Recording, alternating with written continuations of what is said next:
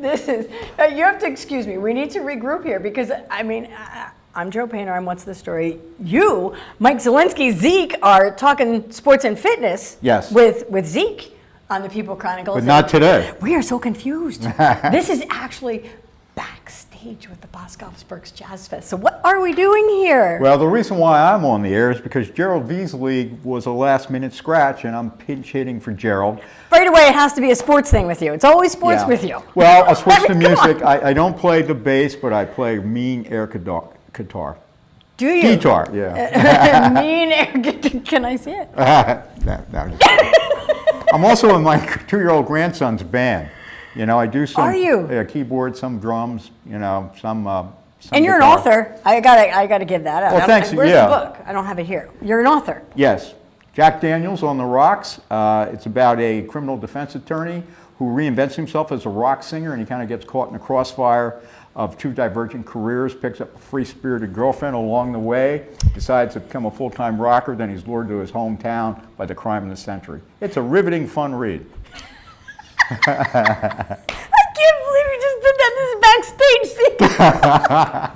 But do you know what? You brought it up. Let's talk Jazz Fest. No, that was perfect. Yeah. Because at Jazz Fest, you're a promoter, and you do it so naturally. Well, thank you. You promote the shows. Now, it makes sense to me why you're here now, so I appreciate that. Well, reason why I'm here is because I worked with John Ernesto for many years at the local newspaper, and he was the general manager of Berks Jazz Fest, and so he asked me years ago to help bring more publicity to the festival and bring out more writers from all over the place. And so I did that for 7-8 years. Then I got so busy with other projects, I kind of got away from it. And then last year he asked me to come back for this year. So I'm thrilled to be back. Your versatility suits you very well, and it serves you very well, because I know sports is your first love. Yes. But to be able to then write, you've been a journalist and a marketer. So you cut your teeth, would you say, in marketing when you worked with John Ernesto and Boscov's Berks Jazz Fest way back when? Yeah, I started in sports. I was in sports comms and sports editor, and I became Metro editor and a Berks and Beyond columnist. And then when John was running marketing, he brought me down. I did all the creative for the company, you know, all the advertising. And that was a lot of fun. Got involved in the community in a lot of ways, and one of which was Jazz Fest. You know, so yeah, I like to be diverse. I like to be involved in different things.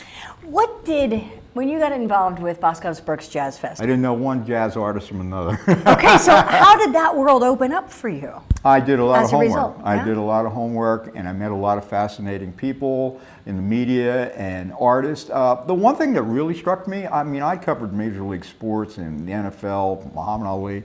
Some people in that world are prima donnas. They're in the sports world? Yes. Okay. You know, and they are that way in the rock world. Except for maybe a few tour managers here and there, the jazz artists are amazing. Very personable, amiable people just like you and I.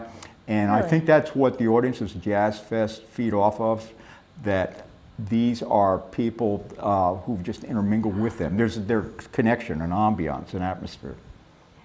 Would you say they're chill? Like the music, they're kind of like kick back, and I've noticed the same thing with most of the artists I talk to, all the artists that I've talked to.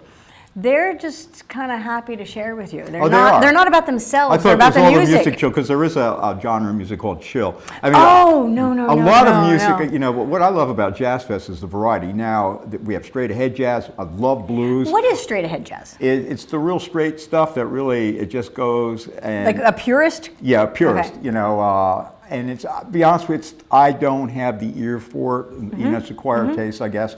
But we also have blues, contemporary jazz, funk.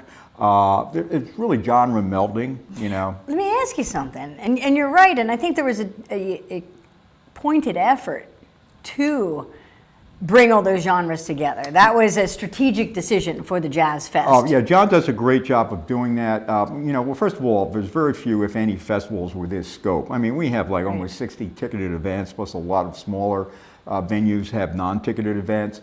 And John tries, Ernesto, our general manager, tries to match, because we have a lot of concerts going head to head. So he tries not to have straight ahead going against straight ahead, blues versus blues. So it's kind of like a work of art with him. It's something for everybody. It's a mosaic that he has to knit together. And it's sometimes difficult because, you're at the mercy of when people are touring. A lot of the smooth jazz or contemporary jazz people are based on the West Coast, so they have to be on an East Coast tour.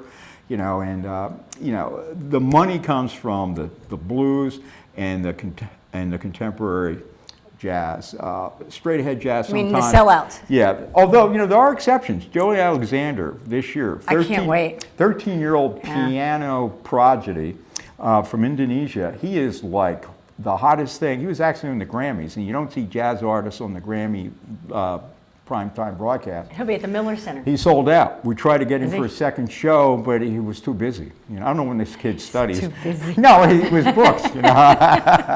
Maybe he had biology homework. I don't know. But. When you talk about all these genres and you have something for everybody, there's also something else, and I want to say it's unique to the Boscov's Berks Jazz Fest, but I don't know that for sure. And maybe they do it at other jazz festivals as well, and I'm talking about the Midnight Jam. So at that Midnight Jam, when these artists come together, are they from all the different genres? You know what? Most of them are from the contemporary smooth jazz. Okay. Yeah, and what's fun about that is a lot of people. We have like 65% of our patrons come from out of town, so they're staying 65%? somewhere in that number. I didn't know that. So they're staying in hotels. So they're looking, and so everybody loves the music, the ambiance. So they're not ready to go to bed. So. And these midnight jams, and there's 4 of them, Friday and Saturday each weekend, and the festival, by the way, is April 1st through 10th. And they moved the jams too, didn't they? Well, what happened was we outgrew the jazz bass at the Crown Plaza. It got so popular, because these are all-star lineups, and if we have a couple minutes, I'll just highlight a few guys that are going to be there. But it got so, you couldn't even get in. So they moved it last year, unfortunately, to There's a story here. to the poolside area at the Crown Plaza, and unfortunately, one of our longtime patrons got a little too close to the pool and fell in the water. It happens. So it happens. So, and meanwhile, we've been using Building 24 live, and John books concerts there all the time. Year round. Yeah. Yes, it's a wonderful music venue, not just for jazz, but I know they do a lot of DJ stuff over there, and it's a great place, and it's bigger, but it's still intimate enough where you still have that atmosphere. So that's where the jam will be. All 4, and coincidentally, they all start at midnight. No way. Yes. Really? Did you name that? Was that your brainchild? No, but it's a Gerald Beasley's Midnight Jams, and Gerald and John kind of booked the lineups, and we have, Oh, wait a minute. You just gave away a secret. What's that? You said they booked the lineup. And I was always under the impression, and maybe it still happens, that there's this jam, and if you play music and you're on the bill, so to speak, not any musician, but if you're on the bill, Well, it's you a little can bit of join. both. It's a little bit of both. Oh, okay. So yeah, John confirms artists, but it's a fluid thing. Sometimes people suddenly change plans and they're not there, or they will be there. But there are also last-minute surprises, and that's one of the charms. But I mean, some nights there are a ton of people playing, and the essence of jazz is improvising. Yep. And that's what jamming's about. These guys are just winging it, and it's just awesome. It's mind-boggling, It's the almost talent like, you put it together. It's like we have the Berks All-Star Jam, which is a mega event every Thursday at the Crown Plaza. Right. That's prime time, 7:30, 8 o'clock, whatever it is. The jams are basically the same thing, but there's 4 of them, and and it has that in the midnight hour, so there's a special magic. There's a couple If you of can things, stay up. I know, I always have a hard time with that. There's a couple of things at play here when you go backstage, and one is the logistics of putting this event on, and that you have been arranging all of our guests for this backstage And I past know what series. those guys go through, our director of transportation, and it's Chuck Huck now. It was Mark Shearer for volunteers. And for years it was John Graff did the transportation. And we have all kind of drivers driving people back and forth to the airports, and schedules change. But you've also brought in a number of artists as well. And what I notice in these conversations and hearing their stories, I don't think really any one of them, their story is about them, but it is about the people that have inspired them, the admiration they have for the other artists at Jazz Fest, and the admiration and respect for the other talents. So they're kind of in awe of each other. And while we hear that in stories, I think at the Midnight Jam, you witness that same admiration in music. Yeah. They just play the admiration and bow to one another with the improv. I think like Berks Jazz Fest, because this is a 26th year, and because it spans 10 days for like the last 16 of them, it's almost like vacation. These guys are in town for a few days, and they're just hanging out and jamming, and you'll see artists going to other concerts when they're not performing, you know. So it's great, you know, and they're so personable. Family is the word that keeps coming up, and you can be part of the family too. Yes. And I got to thank you, Zeke, for all of the guests that you funneled in here, because that's been logistical as well, and for pinch hitting for Gerald. Yeah, I was a fill-in, but I enjoyed it. So it's Gerald's law. Gerald's a great guy, but he's extremely busy. You know, he teaches, he performs, he travels. So he does, and we got to. If you want to hear more of his story, it's in last year's series, and you can find that at the PEOPLE Chronicles, and I believe at berksjazzfest.com.